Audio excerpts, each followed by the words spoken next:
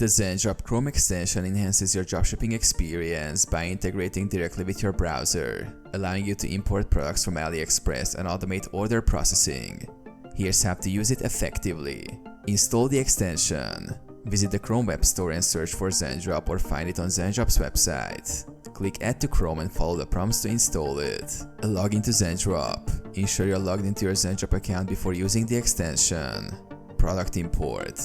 Navigate to AliExpress and find the product you want to sell. Click on the Zendrop extension icon in your browser toolbar to open it. Import product details. Use the extension to import product details directly from AliExpress to Zendrop. This includes images, descriptions, pricing and variants. Customization.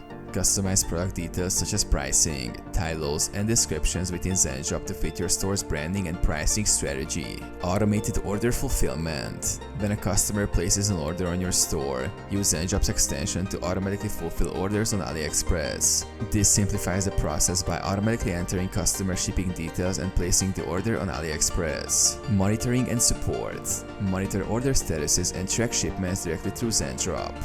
If you encounter issues or need assistance, Zendrop's support team can help via their platform.